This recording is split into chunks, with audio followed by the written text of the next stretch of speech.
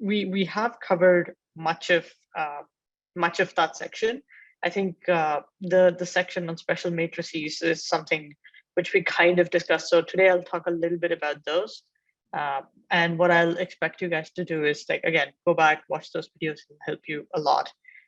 And I spoke a little bit about eigenvectors and eigenvalues. Again, and we'll defer that discussion around eigenvectors and eigenvalues to a later point, because what's going to happen is that you'll, especially in DS3, you'll see that in more detail, especially when you do something like PCA.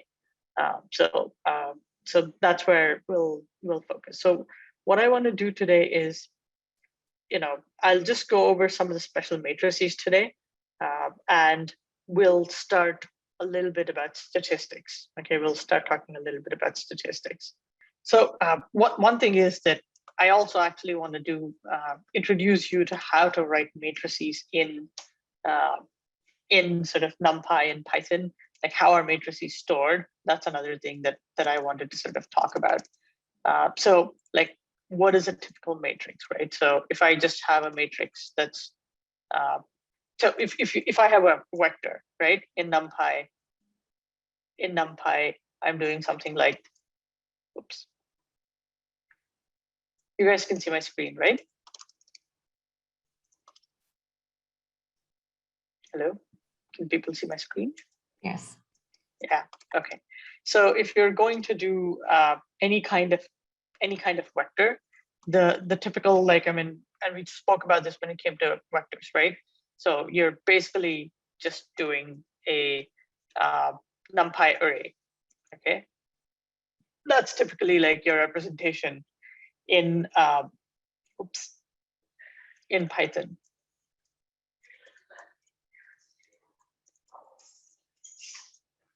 Right? And let's just say if you want to do a matrix, right? You essentially use a list of lists.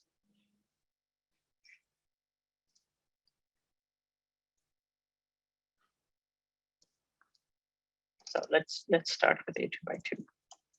So it still becomes a NumPy array, right? So you can represent it like this, because then you can say, okay, what is the 0, then the second element, and it'll give you a result. What is the first and the third element, and it'll give you an error. So why did it give me an error? So it says index 3 is out of bounds, right? So if I declare this is a NumPy array, what is the shape of mat array? Can someone tell me just by looking at this? Okay, that's good. That's 2x3.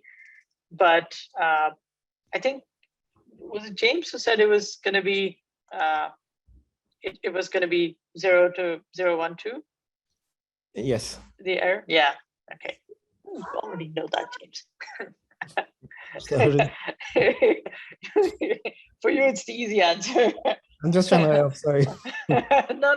That's good. It's fine. It's good. Yeah, I'm glad you're here. So you can help me out. Awesome.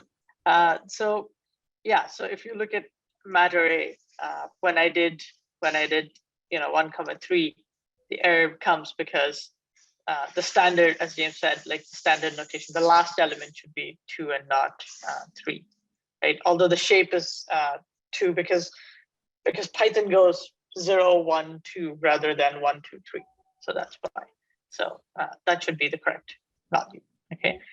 So NumPy also has something called matrix. Okay. So let me just open the documentation for NumPy. So NumPy will store, so I mean, yeah, so as you can see, it very clearly states here, it is no longer recommended to use this class even for linear algebra. Instead, use regular arrays. This might be removed in the future.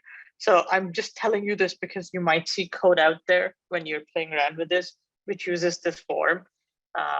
It essentially is the same thing as an array. It's just that the notation, they use like a different type of notation. So this is this is sort of the standard notation that you should just go with, and don't bother using matrix. That's why it's not included in the course notes. We didn't want to confuse people so much by sort of using matrix. We just wanted you guys to sort of focus on just using this as building this out as arrays, right? So that part is, so from that point of view, just make sure don't use NumPy matrix, just use a NumPy array. Okay, but just as a red flag, if you see any code with matrix, ignore it. Okay, just rewrite that code for if you're copying code from Stack Overflow. That does happen many times where you wanna copy some code and then you wanna play around with it. And if you see matrix somewhere, then just don't do that. Right? Don't use it. So one of the things that we highlighted in the notes is there are a whole bunch of different types of matrices, and those are some of the different types that I want to cover in class today.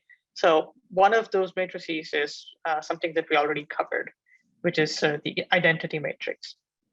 Right. So the identity matrix is. Does anybody remember what the identity matrix was? So if I want a 3x3. Okay, so let's start with this. If I want a 3x3 matrix, how do I write it? Just come up with like a 3x3 matrix randomly. 3 rows, 3 columns. Mari, can you tell me how to write a 3x3 matrix? Mari? Yes, I'm here. Just the same thing as you did in line 6, but add one more. Okay, that's fine. So let's add one more. And after 5 comma, and then one more 3 number. Three right? different numbers. Yep. Okay. All right. So this is a 3x3 matrix, right? So if this is going to be a 3x3 matrix, what do you think that the identity matrix for this looks like?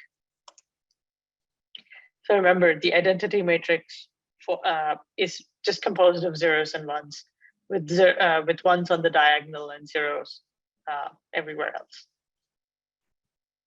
And the diagonal of a matrix is just these elements that sit basically on one diagonal, on the diagonal side. So how would I write this out? What would be the first? 1 0 1 0 0. Okay. 0 1 0. Yep. And 0 0 1. Yep. Right. So this is an identity matrix. Okay.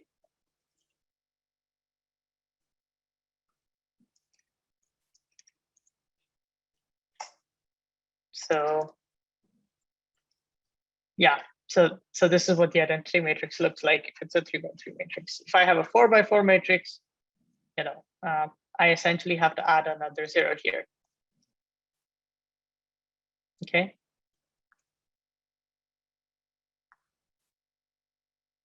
And then I have to add another row.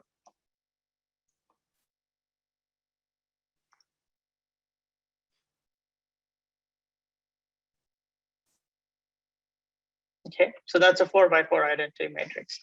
I can have an n cross n identity matrix, right? I can essentially. So this matrix is a very special kind of matrix because it's the equivalent of having.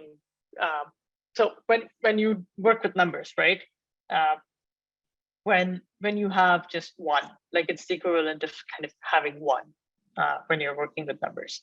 So it's a very special kind of matrix. It's very, very useful. So typically what happens is if you take, another kind of matrix that we didn't really cover, but one that's important is called the inverse matrix, okay?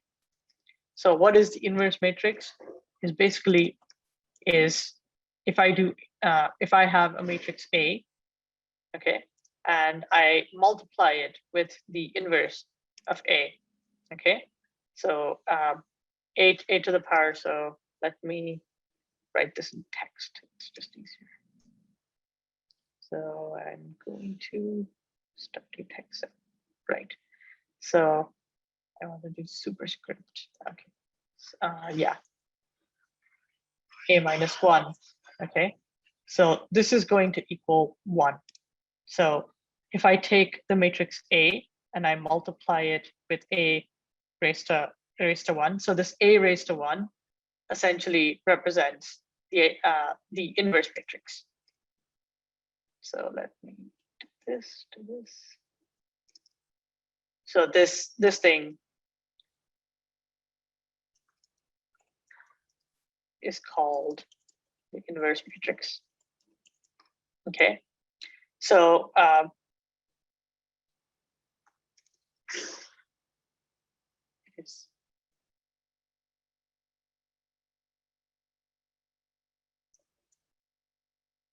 okay, so basically A inverse is called the inverse matrix, and there is a way of calculating the inverse matrix by hand.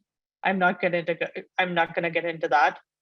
So the other thing is that not all matrices can be converted to an inverse. Okay, there are some matrices that can be converted to an inverse, that there are some that cannot be. So the ones that can be converted to an inverse, when you multiply that matrix A with its inverse, it's called an identity matrix. Okay, so that's what this sort of I represents here. Or ideally, this should just be, people don't use 1, they just choose I. Okay, so that's the identity matrix. So how do you get the inverse matrix? So if you just do, so let's just say, let's take this. So I don't know if this matrix has an inverse or not, right? So what I'm going to do is I'm going to take this matrix, right? And then I think it was np.inverse or something like that.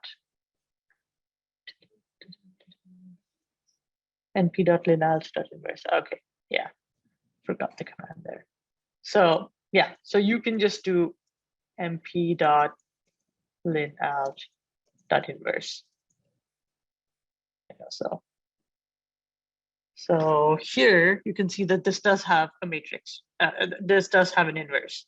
Okay, so the inverse essentially is this matrix, right? So the thing that happens is that if it doesn't have a proper inverse, it'll show up here with sort of imaginary numbers, which basically means that it doesn't have any inverse. Those imaginary, so an imaginary number is basically a number where you have, hold on. So in case of an imaginary number, it would be represented as something like this, 1 plus, say 2i is an imaginary number. So this is a sort of a different kind of math where this -1 essentially represents, I basically represents where I is equal to square root of -1. Okay, so this is essentially something that that you're not necessarily going to sort of run into too much, but if you start seeing like i's here, then you know that it doesn't have an appropriate inverse. Okay, so if I take this, right, inverse match, so I have mat, I have inverse mat. So if I do np.multiply mat, oh no, I can't do np. I have to do mat multiply. So if I do mat multiply with the inverse, so this is the identity matrix. So looking at this matrix, right? Why? So okay. So what's happening here? So what does this number mean? So can someone tell me what this symbol here means?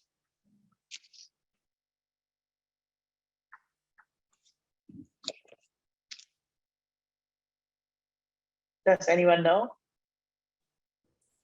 To the power of or exponential? Yep, to the power of 15, minus 15, right? So Brian, did you get that? Yeah. So can you tell me what this is? E raised to minus 60. So how many? So okay, so if I tell you one e raised to e raised to 2, what does that mean? Like, how would you write it down in a regular number? So 1 squared. 1 squared.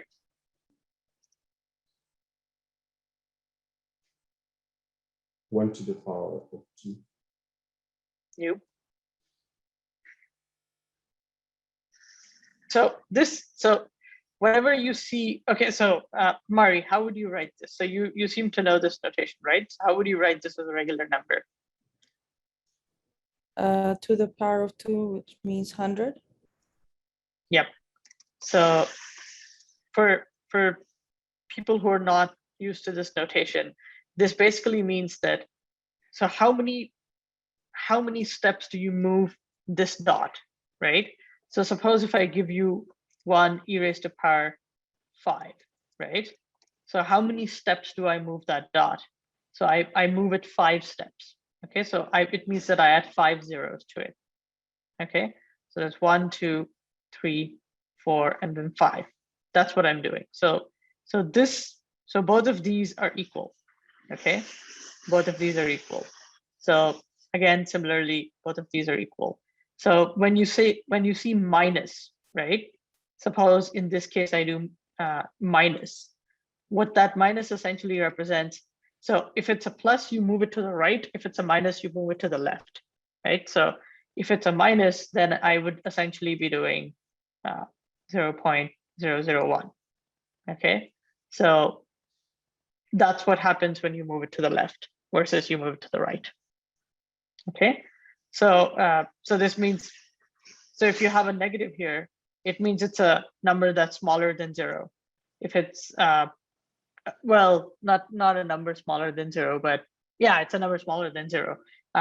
And if it's positive, right, that means it's a number that's greater than the number that's here. Okay, so I shouldn't say strictly smaller than 0 because I can have something like this, you know. So in which case it wouldn't be smaller than 0. So people can write this in weird ways, but the basic idea is that, you know, you basically move the dot to the left if it's minus and to the right if it's plus. So when I look at this number, what's happening here is that you'll see, yeah, with the identity matrix, we said that only the diagonal elements are 1, and these other elements are supposed to be 0. Why is it that these other elements are not 0? They're not 0 because this number here is essentially a numerical error that happens when you multiply matrices.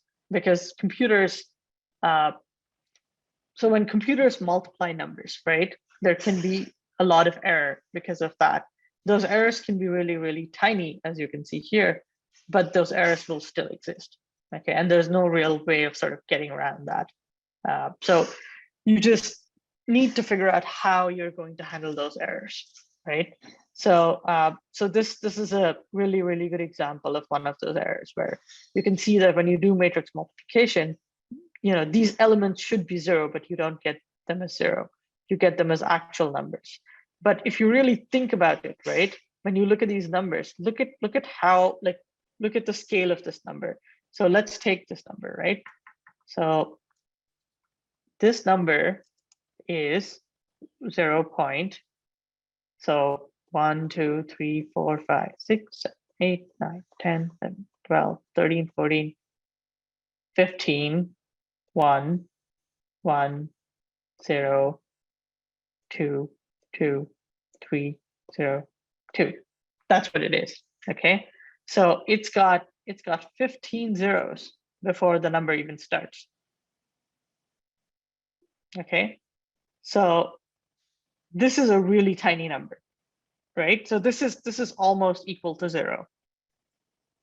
Okay, and the same can be said for all these other numbers, right? So although they're actual numbers that you see there, really, if you really think about it, if you round these numbers, right? So if I do, so if I take, so let me just say that this is some r, right? So if I do np dot round, and say, even if I round this to,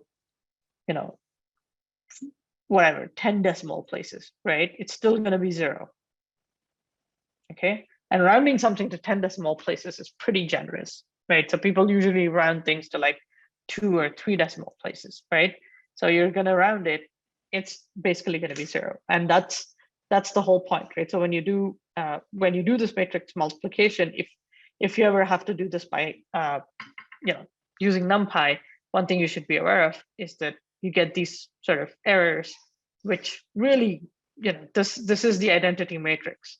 It doesn't look like it because these sort of, so we call these elements as off-diagonal elements. So these are the diagonal elements, the 1, 1, 1, and these other elements are the off-diagonal elements.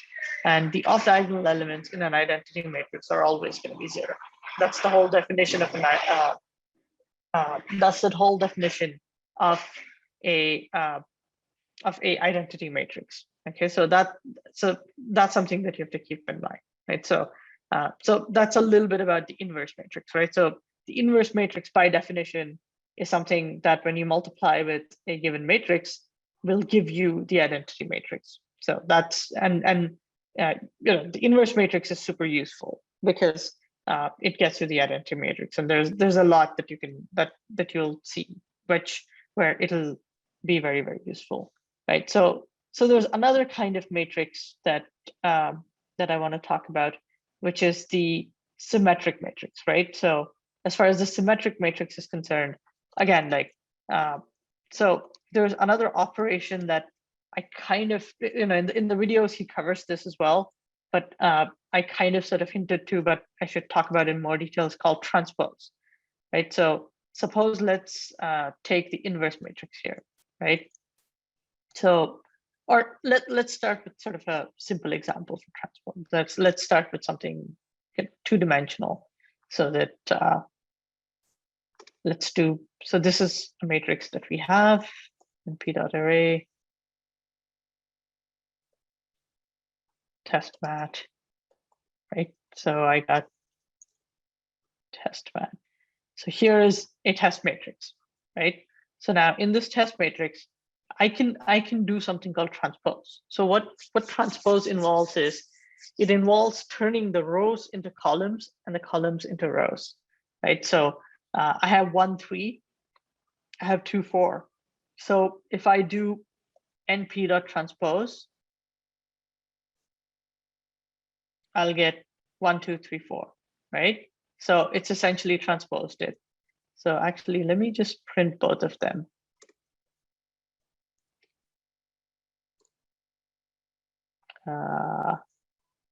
Let me print them.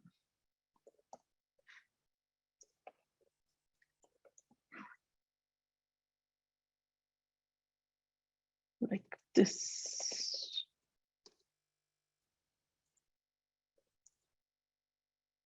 Okay, so what's happening here is that you've turned the row into a column and the column into a row, right? So you took your 1, 2 row and you turned it into a column, and then you took your 3, 4 column and turned it into a row, right? Or sorry, you took your 3, 4 row and turned it into a column, right? So this is essentially this operation. So it has sort of like a physical sort of geometric meaning, and that's not something that I'm going to get into in too much detail because I think like that's not as relevant. But what you should be aware of is that this is a kind of this is another type of matrix that you might come across. Okay, so you're gonna get this sort of, and some of you who have already done the lab know how to do this, which is you're essentially going to get these sorts of matrices which which when you transpose is going to give you a new matrix, which is different, right? So you can have something called a symmetric matrix, and a symmetric matrix is nothing more than something that's equal to the original matrix when it's transposed. Okay, so here's an example of a symmetric matrix where if you take this and you transpose it, it'll give you the same result. It's not going to be any different, right? So you're taking 1, 2, 3, you're transposing it. So you move this column over to this to this column, right? And you'll see that the results are the same. You take 2, 2, 2, you can't really move it into a row as a column, right?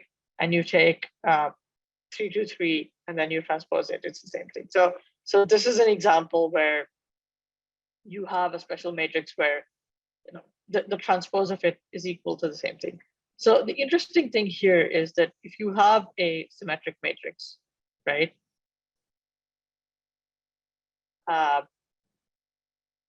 So let's see. If I have a symmetric matrix, what's going to happen? Oops. So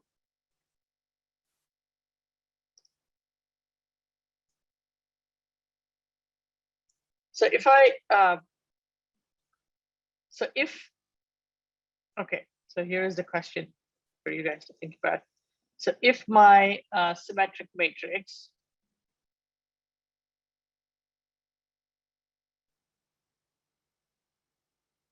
is equal to my inverse matrix,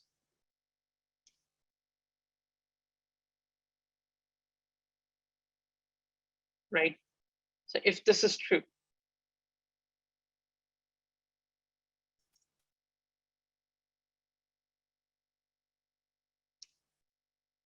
okay, so in this case, my symmetric matrix is equal to my inverse matrix, right? And then if I do the following, if I do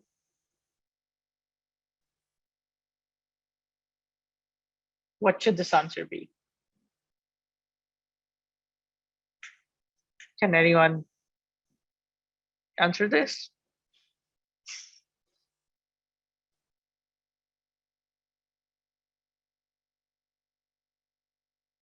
Take a guess at it. Take a stab at it.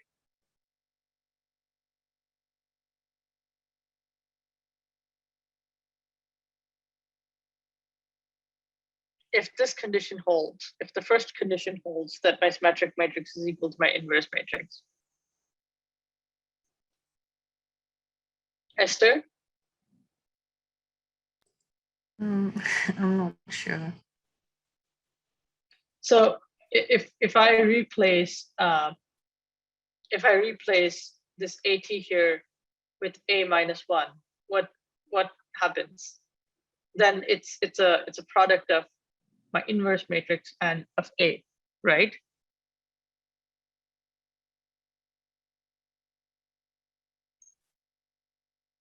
So what I'm saying is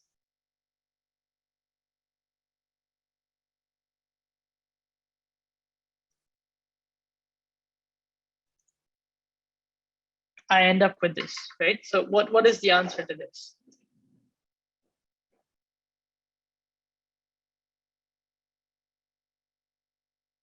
Or at least what is the answer to this?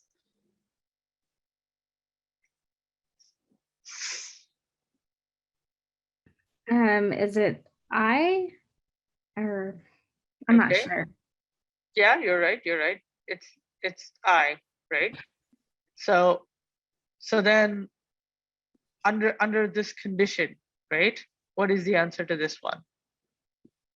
Under the condition, yep, it's I, right? It's just the identity matrix, right? So when you're multiplying, so this is something that you guys have to do by hand, right? Just think about, or I mean, you don't have to do by hand, but just use this specific matrix, right? So what I want you guys to do is just when you go to Refactor, just pick up this matrix, right? And then just play around with it, right? So, okay, this is not easily copyable here into this notebook, but my point is that build a matrix out of this and then just play around with it, see what happens when you multiply it with each other, right? So this is another type of sort of interesting matrix, which is symmetric. There's also another version of it called skew symmetric, where the transpose of the matrix is equal to the minus of the original matrix. So that one's another sort of a variation for it. So that's nothing special. So as I was saying earlier, that there are matrices which have no inverse. So if you have a matrix that has no inverse, it basically means that you cannot write down something like this, right? So this will, so let me write text here. So this will not be valid for singular matrices. Okay. So this whole thing here, right? It basically means that this only applies, right? This identity or this relationship only applies if you can invert A. Okay, if you cannot invert A, then all bets are off, right? You cannot have, you just cannot have a situation where you can invert a matrix.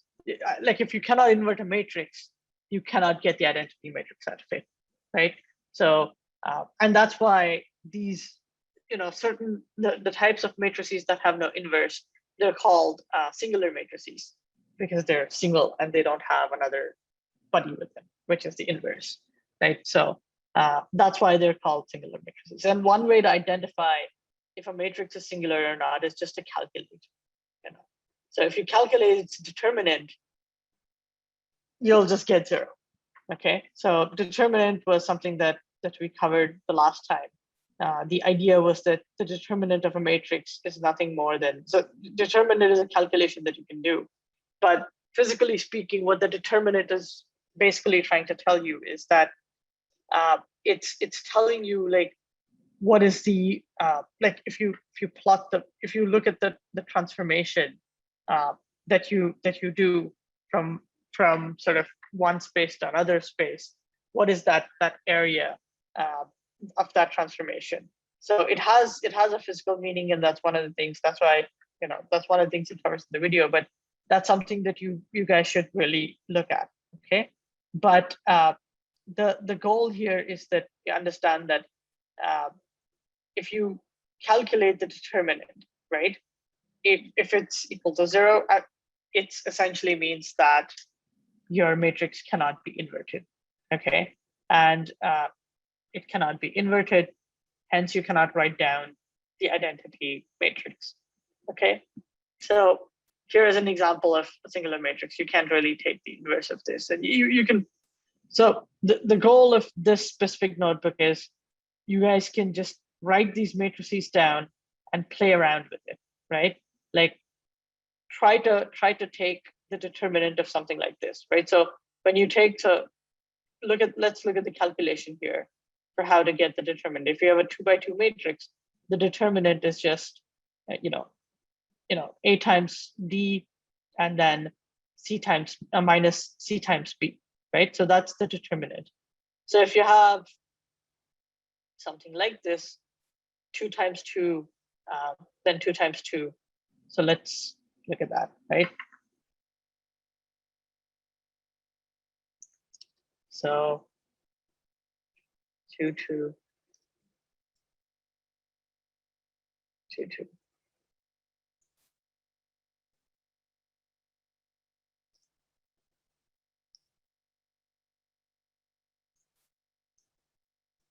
So let's do print np dot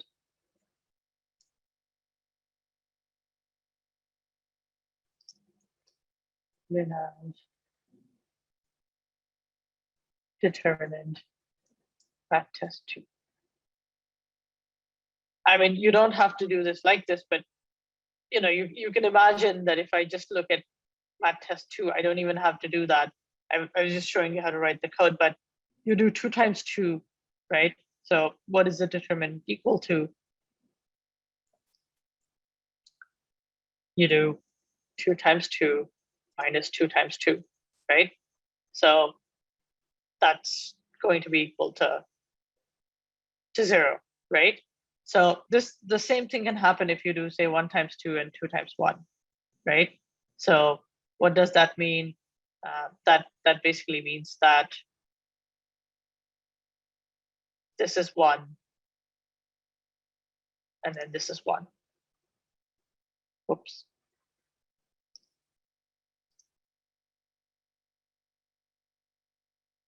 Right?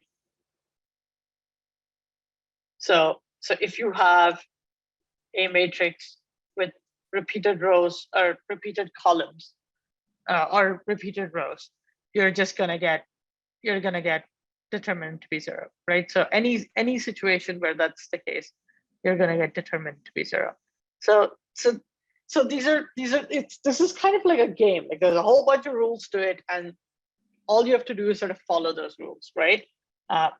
So the real sort of physical interpretation of matrices really starts to shine when you start thinking about data sets as matrices. And as you go forward, you'll start seeing like where we apply matrices. It'll become obvious to you as to why we're even talking about all of this, right? And the idea is that use this section as almost like reference notes, because when you go forward, when you come across a matrix, you can then go back and say that, hey, we kind of covered it in this section. Let me go over that again, right? So for the time being, that's why the lab for this, we just made it fairly easy. And we didn't focus so much on that. But the idea is that once you understand these, or once you start playing around with these rules, or if you're just even aware of these rules, right? When you encounter a matrix for the first time, which you will soon, it'll become obvious to you that, hey, this matrix represents, it has this sort of physical representation. This is how I manipulate it. This is how I think about rows and columns, right? Like, so that is the idea, so there's no direct physical example that I will provide at this stage, because those examples will emerge as we solve different problems. Okay. Questions with anything that I've said so far? Everybody understood everything? So again, please watch the videos. Does everybody have links to it?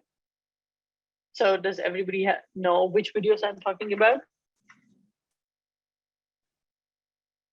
The vector videos. Okay. Hubert, did I send you the links by any chance? Or did we? No, I haven't received any link from you. Okay. So I think I did that last class. So okay. So what I'll do is I'll send you those links, and Okay. if you can just pass it to them in an email or something like that. All right. Are Okay. you referring to the link to the class of today, or? No. The links from this this channel, 3 blue 1 brown. Oh yeah, you send that and I shared with them, everyone. I think. Okay. So if you've already shared it with them, then please please watch them. It'll really help. It'll really help your understanding, because I mean, there's only like so much we can do with like once you. So I've tried to sort of give you that example of what it is, but the way that they visually cover it is very, very useful for once you understand that sort of visual idea, it becomes easier, because when you come here and when you go through these notebooks, the way that we've written them is that it helps to have that understanding. Okay, so please do cover that. Okay. Awesome. So what I'm going to do is we're going to start with the next section, okay, which is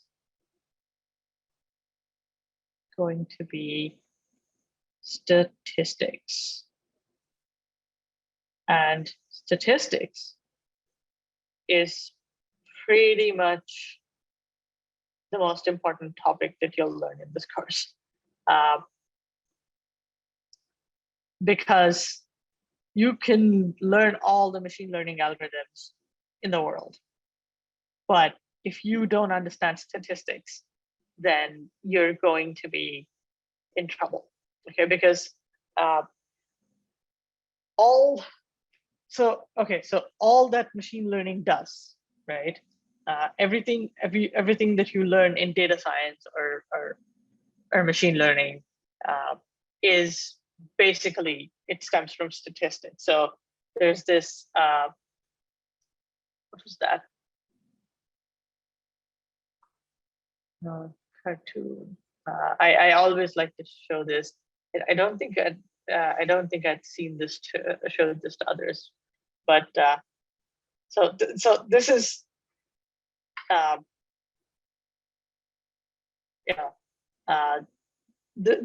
this cartoon is very, very so I don't necessarily agree with the statement. I do believe that machine learning is just glorified statistics, but you can go and read these Medium article to sort of understand his point of view, the author's point of view, and it's important to form opinions and have understanding about these things. But to a large extent, like what we learn in the DS courses here are, I mean, this is true to a large extent. You know, like they're essentially like you have statistics, and then you put sort of this box around it, and you call it machine learning, and then you call it like artificial intelligence. So ultimately, the point this cartoon is trying to make is that it's the same soup in a new bottle sort of thing, right? So everything that you see in machine learning and data science really all stems from statistics. So even if you don't like understand linear algebra, I'm not going to hold it against you. It's, you know, it can be a little hairy. Some of it is useful, not a lot of it is super useful in all the time, but it's important to know. But if you do not understand statistics, and if you do not take away the important points that we covered here, then even if you do become a data scientist, you're going to struggle, because statistics is not something that should be taken lightly. Okay, because you know the whole goal of the field of statistics is to pull patterns out of data. Okay, and statisticians have been doing that for a long time. Okay, somebody who does statistics is a statistician, so they've been doing this for a long time. They've been looking at data sets, they've been pulling information out of data sets, they've been trying to make sense of it, they've been, you know, inferring. So in statistics, when we pull information from something, or when we come to a conclusion using some information that we know about the data set, we call it inference. So we're inferring something from the data, right? So so statisticians have been inferring core ideas from the very beginning from data, right? So what machine learning does basically is it takes it one step further, where you teach machines how to do that rather than just human beings doing it. The benefit being that when it comes to machine learning, what's happening is that you're essentially just, you know, writing algorithms that can do this inference automatically, or that can learn about the data and it can pull information automatically. And we'll cover some of those algorithms later on in the course. But the basic core idea is that rather than getting a human to do it, you're getting a machine to do it. You know, that's machine learning. And once you infer something from that, that's what you use to actually teach a machine, or that's what you use to actually make predictions and you know, use that for a business problem. So a typical example would be like, suppose I'm running a school full of students, right? So I gather data on basically like how many students are passing and failing, right? Or I gather data on the grades from every class. So a statistician would be able to say, okay, what is the average grade for a given class, and given the average grade for a given class, what is the average grade for the given school, right? But they can go one step further and they can say, okay, is the average grade for a given class, how does it change, right? Like, see, because the question you have to ask is like, when you take an average, does that truly represent that does that truly represent the class, right? So think of it like this. So if I have like, say, 10 students or 100 students in a class, right? And if everybody got like grade A's, right? So the average grade is going to be A. But if, say, 20, like 30, 40 people got C's and the rest of them got A, right? Then you have to think about, okay, how do I represent that information, right? How do I, like, what would the average grade be, right? So that's something that you have to think about, right? So that's where sort of you have to really think about, how do I infer information from my data when I have a lot of variation in it, right? And you can have a skew in the information, and that's something that we'll talk about. You can have various other issues with the data, and that's something also we'll talk about. But the basic idea is that when you do machine learning, in that context, what you would do is you would essentially take the same actions that the statistician is taking, and you would essentially code that up in an algorithm, and then the algorithm can make those inferences along. And you'll see that as we do this, go through these sections, right? So before we go through statistics, there's a few things that you need to know. Like, there's some basic definitions, right? So the first definition that you need to know is a population. Like, what is a population? So a population essentially is, all the units that you're taking into account when you're trying to do a statistical calculation, right? So suppose if I want to look at, how many people, so suppose I ask the question, who is going to win the California election, right? Like, so the California election recently happened. It was, it was, what was it, Larry Elder? So it was Gavin Newsom versus Larry Elder, who was sort of the main guy who was standing up against Gavin Newsom. So when the election happened, there's what, let's just say there's like, say, 40 million people in California, right? So if I'm a polling agency, right? So I want to go and figure out like who's going to win. So ideally speaking, what I want to be able to do is I want to go to all 40 million people and ask them, who are they going to vote for, right? And that's going to get me my exit poll information. That's going to tell me that, okay, I asked all 40 million people, and they all said that, like 68% of them said that they'll vote for Gavin Newsom. The rest of them said that they'll vote for Larry Elder, right? So that's going to be the information that I get out of it, right? But that's not possible. That's not humanly possible, right? So I cannot go to 40 million people and ask them, okay, who are you going to vote for? It just doesn't work. So what I would do as a polling agency is I'd actually sample. Okay, so that's where the idea comes, the distinction between a population and a sample, right? So what I do is I would say, okay, let me collect information from different demographics, right? So let me look at old people, young people, middle-aged people. Let me look at people from different races. Let me look at people from different parts of California, like North Cal, South Cal, and so on. Let me look at people from I mean, you can imagine like different income levels, like, you know, people who come from sort of low income communities, middle income, high income, and so on, right? So you basically break the population down into different groups, and then you try to say that I'm going to randomly pick from different samples. I'll randomly pick some samples, right? So I can pick these samples based on these different informations, and I have to make sure that I don't pick too many people from the same group, right? I don't want too many young people in sample. I don't want too many old people. I want to balance things out, right? So that's called taking a sample. So if I just randomly take a sample, that basically means that out of 40 million people, I might take like 500 people. That's a random sample where I don't particularly care which order they come in. It's like throwing like, 40 million balls and just randomly picking, 100 of them. So that's a random sample.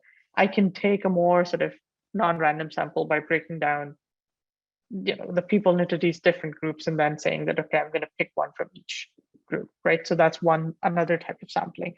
So there are different types of samplings that you can do, but that is sort of the core idea between a population and a sample, is that a population is, when you're trying to do a statistical analysis, it's all the objects involved in that analysis, and then a sample is just essentially like a small unit of that population that you're going to make measurements on, right? So in this case, when it comes to voting, the basic example would be, 40 million people. I take a random sample of say 500 people, and then I ask those 500 people, right? And then from those results, right, from the results of those 500 people, I make an estimation about what the population is going to choose, right? So I look at these 500 people, and then I ask the question, okay, like if I ask these 500 people, and suppose like say 60% say, no, we're not gonna recall the governor, we're just gonna make sure that he stays there, and 40% say, no, I want Larry Elder to be the governor, then we will say that we estimate based on the sample that the population is going to behave in this manner. Okay, so that's what pollsters do. So when you see these exit polls, right, you might wonder like, okay, how does it work? That's what they're doing. They're just taking a random sample, not a random sample, but they're just taking a sample, and they're essentially just trying to make sure that they can get a good enough estimate of what the population will do. Doesn't always work, because if you choose the wrong kind of sample, if your sample is biased, then it becomes a huge problem, right? So that's something that you have to keep in mind. Any questions with that? I have a question. Sure. What about the sample size? Isn't there a way to calculate if you're getting big enough, or like, I'm not sure how to explain it, but Yep. Yeah. So there are ways of calculating the sample size, and we will go into it later. That's a good question. So there are ways based on your data set of calculating sample sizes that you should be. But again, like those are also guidelines. So of course, like sample sizes are important, but what you have to also keep in mind is the bias in the sample is also important, right? So let me give you an example. Suppose if I look at, if I'm running a factory, right, that manufactures a lot of nails, and if I look at, and I want to figure out, okay, I want to figure out what is the quality, like what is the length of the nails that are being manufactured, right? And suppose I know that in the morning, because the machine is not warm enough, it's manufacturing like tinier nails, and in the evening, the nails it's manufacturing are slightly more longer, right? So if I go out and I just take nails which are being manufactured in the morning, if I'm sampling only those nails, then I know that I'm biasing my sample, right?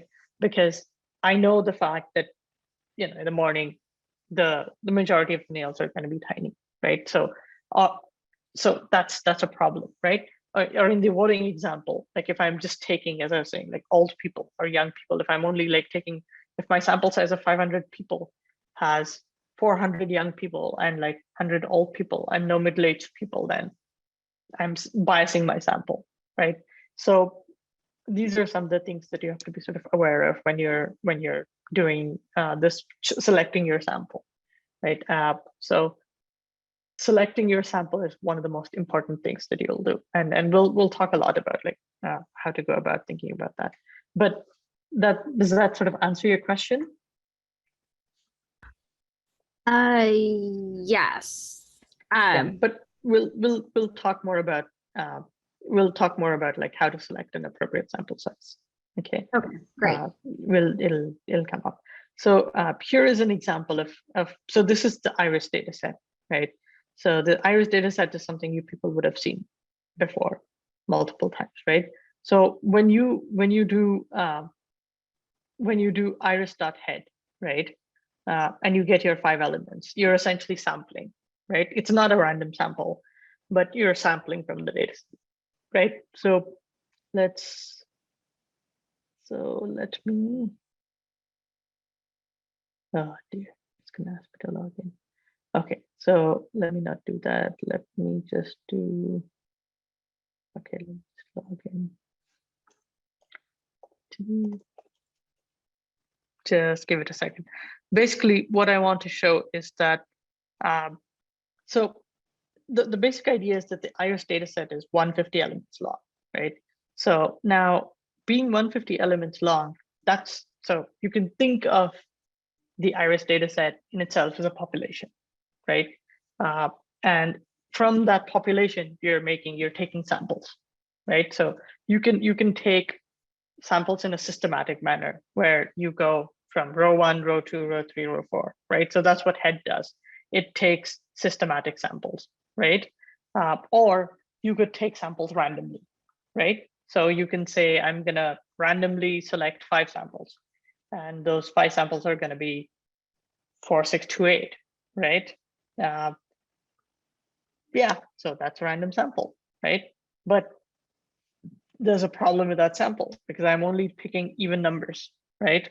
And that's not good. So maybe you just vary that, so you say that I'm gonna take like 2 random, 2 odd integers and 2 even integers, right?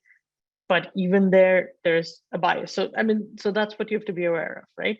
But the basic idea is that you can sample, you can take like smaller subunits of a given data set, and then take, do various statistics on it, right? So the iris data set is easy for this because there's like 150 elements, right? It's easier to play around with. But the iris data set actually itself is a sample, right? Because the real population are the iris. So the iris data set, what it represents is it represents measurements on a flower. Okay. Now, the person who has made this measurement has looked at 150 different flowers, right? And they've made these measurements and they've collated this data set, right? Now, if you wanted to do this for the entire population, you have to go and find all the flowers out there, right? Which is impossible, right? You would have to do this for every single flower ever bloomed, and it would be really, really impossible. It's an impossible task, right? So that's why what you do is you take a sample. So this person has created this data set. They've taken a sample of 150 flowers, and then they've said, okay, on this basis, I'm going to make some measurements, and it's going to tell me something about these flowers. So that's the ultimate idea, right? So your data set, most of the times, right, in real life, your data set is going to be some sort of sample that you get from the population, right? So if you look at anything, right, like look at a data set, like a COVID data set, right? A COVID data set, for example, the number of infections, right? the number of infections is actually truly a sample. It's not all the infections that are out there, right? People obviously, so if you look at like government databases, right, they always say that, you know, this is an estimate. It can be like a really large sample, but it's definitely not the true number, right? Because there are so many people who might not even report that they've had COVID, or, you know, for many people it might just come and pass, and they might not even get tested, right? So the point being is that, you know, there every data set that you see out in the world essentially is kind of like a photograph, which only gives you part of the information, okay, about the entire process, right? So data sets, when you collect them, are always going to be some sort of sample of the larger sort of process or picture that happens, right? It's the same example with if you're running a nail factory, right? So if you going back to that nail factory example, if I'm pulling, like, say, even if I figure out, okay, I should pull certain number from the morning, certain from the afternoon, certain from the evening, and so on. If I do that, even then, right, I'm still only doing a sample. I'm not actually looking at the entire population. So much of statistics, right, the goal is, how can I look at a sample and learn something about the population? Like, how can I estimate certain parameters about the population? And like I'll explain like what I mean by parameters. So typically, like, so think of like averages as one parameter, right? So looking at, again, going back to the nail factory example, looking at a sample, if I take the average, right, the average is one kind of parameter, right? So, or the mean length of nail, right, mean length of each nail, right? So that's essentially a parameter that describes the nail, right? So if I, you know, if I take, say, 10 nails out of the whatever 50,000 that were manufactured during the morning, right? And if I make a measurement on their length, do you guys think that just taking 10 nails is enough to estimate what's going to be sort of the nail length of all the nails that are manufactured? So Rebecca, so sort of turning around that question on you, right? So think about this. So if I tell you that I have manufactured 50,000 nails, do you think one nail is enough to estimate what is the length, the average length of all the nails? No. No, right? So neither would 5, neither would 10, neither would 100, right? So typically, you can't do like, out of 50,000, you can't do like 30,000, right? So that number would essentially, like, your confidence in your answer would keep increasing as you keep increasing your sample size.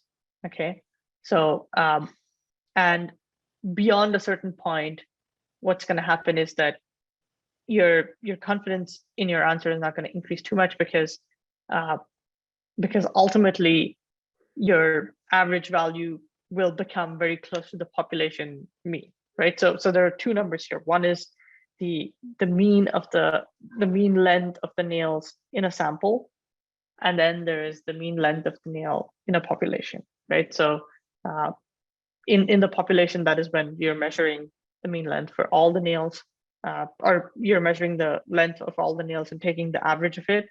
And then the second is you're taking the length of all the nails in the sample, and then you're taking average of it, right? So as you keep taking more and more samples, what you're going to find is that this average, or this mean length or average length of the nail in a given sample will start approaching that number slowly and slowly.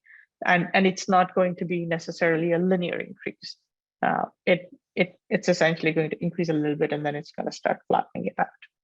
Okay, so there's a function for that kind of behaves in that manner, the inverse function.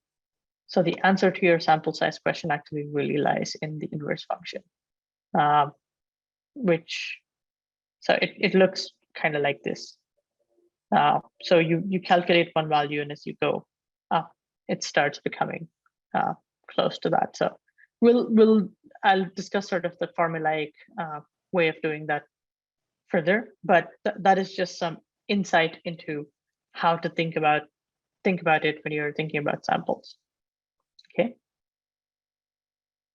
So I mean, yeah. So here in this notebook, like the focus is, okay, given a population, take some samples.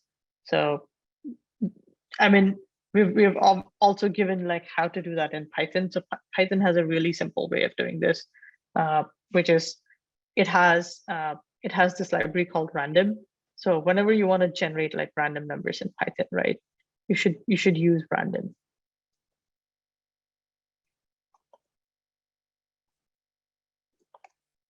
So random lets you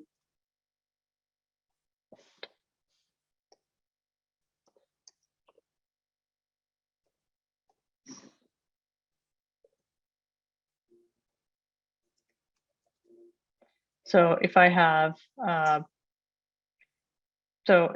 population of numbers, right?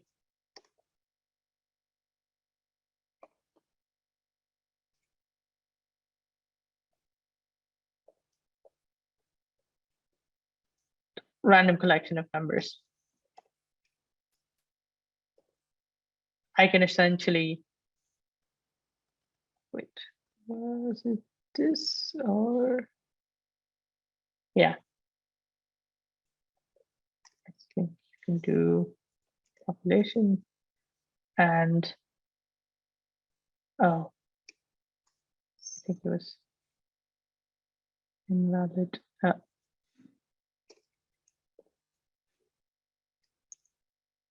Yeah, so here what's happened is you've essentially sampled like two numbers, right? So one thing you can do when you want to sample from a data set is, so suppose your data set has 150 rows, right? So let's just take the iris data set, right?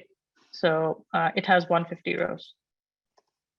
And I want to randomly sample those rows, right? So what you can do is you can say that my population is this, and I want to sample 10, right?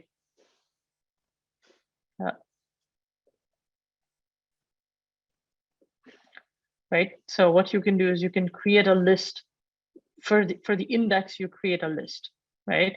You create that list and then just use random sample. And then what you do is you select these rows from the iris data set. That's how you can sample. Okay. Their pandas does give you direct ways of sampling, but if there are sometimes you want to not use pandas and just do it sort of in a manual manner, this is how you would do it. So you would select your row indices and then just randomly sample. Okay. So that's one way of doing that. But the basic idea is that Python gives you some pretty easy ways of sampling, and there's a whole bunch of other examples here that I want you guys to go through. So yeah, I think with pandas, there's just like data frame.sample, and then the other thing is you can fix the random state. So what fixing the random state means is that it will give you the same random number samples. So for example, here, what you can do is, let's see, random dot, no, random dot, let's say,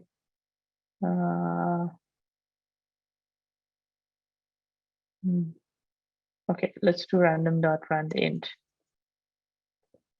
So suppose I want to, I want to sample a single number, okay, between 0 and 100, right? So when I do random sampling here, what's going to happen is every time I execute this, it'll give me a different number. Suppose I don't want it to do that. I don't want it to give me a single number. I can fix the seed. And when I fix the seed, it's going to give me the same number. So the reason you would do this is if you want to recreate if you want to recreate a specific random sample, right? So for example, if you go here, right? If you go up here, so when I did this, right? When I did rows to select, the rows to select, it's going to select a different set of rows each time, right?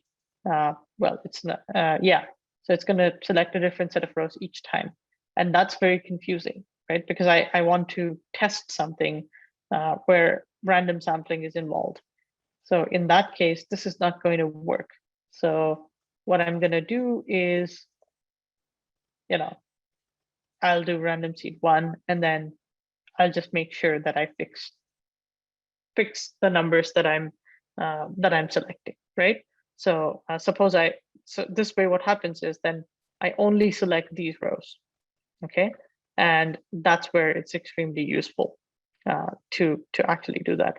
So what pandas lets you do is it lets you define your own random state. So this random.seed, which fixes that value, is the same thing as random_state, where it fixes that value, and then you can pull this. So what I want you guys to do is go through this notebook and actually do these steps.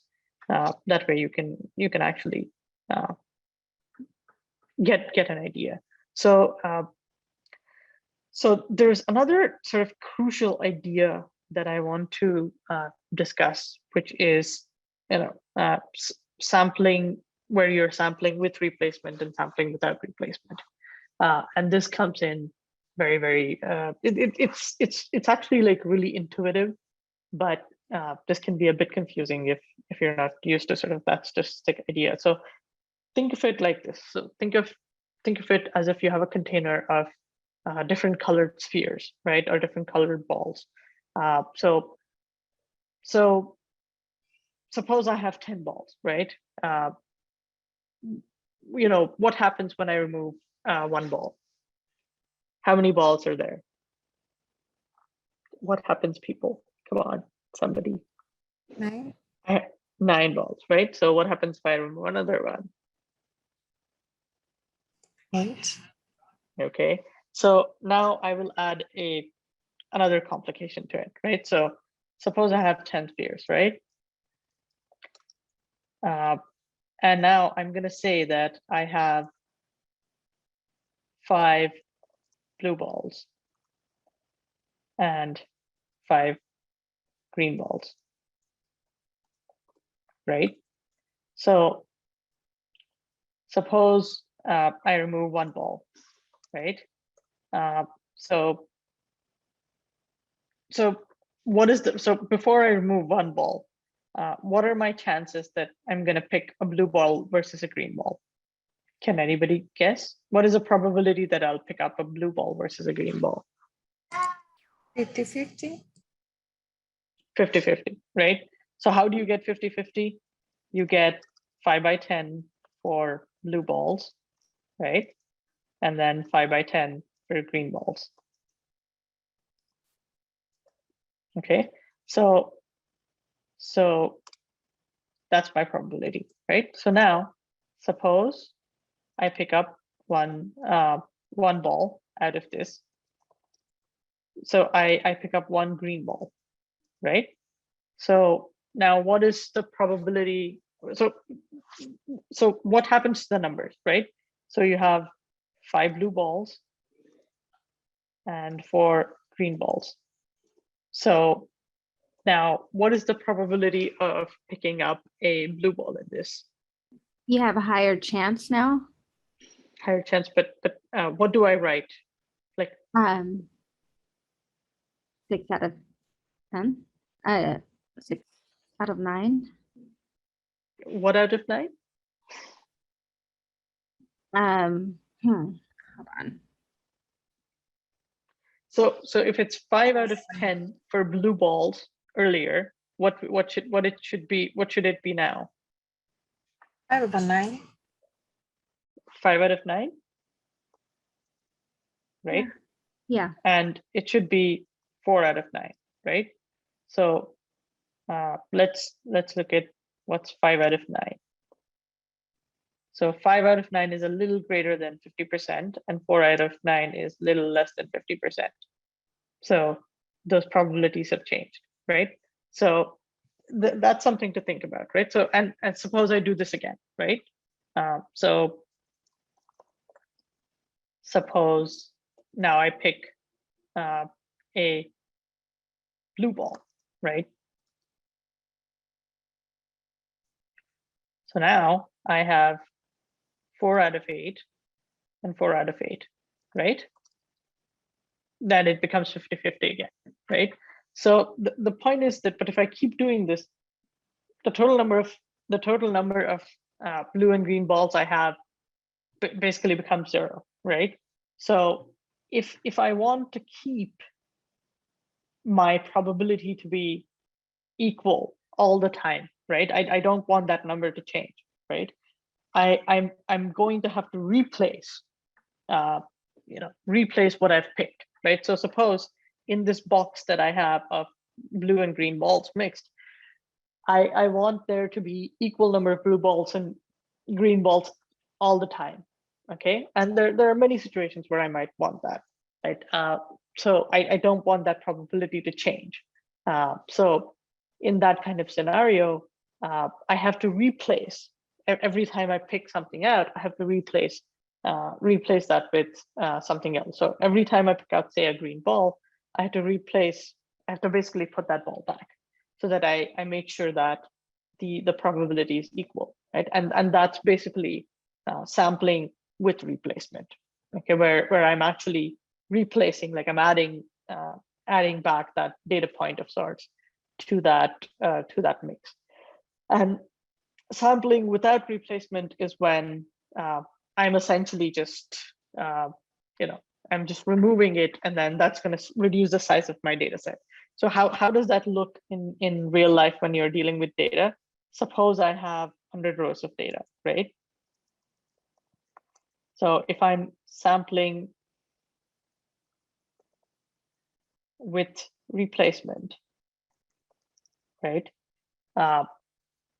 Can anyone guess what happens when I sample with replacement with 100 rows of data? How many rows of data will I get if I pick, say, 10 samples? How many rows of data will remain if I sample with replacement with 100 rows of data? So that's the okay, that's the sample size that you're right? That's the samples that you'll get. But so how many, so how many rows of data, like, so think of this as your population, okay? So, okay, my question should be much better worded, but so the question is, how many data points do you have in the population if you sample with replacement, and if you pick 10 samples? So what you're doing is, from the 100 rows of data that you have, right, you're pulling out 10 samples, but you're replacing it with 10 samples, right? So the number of rows of data is not going to change if you do it with replacement. You'll still have 100 rows of data, right? So suppose I do 100 rows of data, and that's my population, and now I do sampling without replacement, and I pick 10 samples. What happens to my data set now? How many data points are there in my population? 90 rows. 90 rows, right? Just 90 rows. So that's something that's something worth thinking about, right? So I mean, it's just a question of, so that's the difference between, like, sampling with replacement and without replacement, right? So if you keep sampling without replacement, you're eventually going to end up at 0. If you keep sampling with replacement, you're never going to run out of data, right? However, okay, there's one large problem with sampling with replacement, okay? So the large problem is that what can happen is that you can sample the same numbers again and again, or the same rows of data. So think of, like, a simple example of that is, suppose I sample from 1, 2, 3, 4, 5, right? So this is just really sort of simple and very dumb example is I have 5 numbers, right? So what's the largest sample I can draw from this? 4. 5, right? 5 numbers. I can draw 5 numbers from this, right? That's 5. So I can draw 1, 2, 3, 4, 5, all 5 numbers I can draw as a sample, right? The smallest sample is 1, right? So this kind of goes back to our sets, right? Like what is the largest subset in a set, which basically is kind of the set itself, right? And then what is the smallest subset is basically the null set, right? So think of this as, the null set is sort of the smallest sample that you can pull, and the largest sample that you can pull is, the entire sort of set, right? So the basic idea here is, so now suppose I decide I'm going to pull 2 samples, right? So if I do this without replacement, right? So suppose how many samples can I pull? Like let's just say I pull, or let's just say that I pull 1 sample at a time, right? So the first sample I pull is 4, the second sample I pull is 2, third sample. So notice, so when I pull the sample 4 without replacement, what my set becomes is 3, 5, right? So now 4 is not available to be pulled, right? So now I have to pull something that exists from the existing set, right? So it has to be 3 or like 1, 2, 3, or 5, right? So suppose I pull 3, right? So then I have, 5, and then and so on. So basically each time I'm pulling a unique value, right? But if I do this with replacement, so after I pull 4, I put 4 back, right? Now what can happen is that when I sample, there's a very good chance, or depending upon what kind of random number sort of generator that you're using, there is a chance, however small it is, that you can get 4 again, right?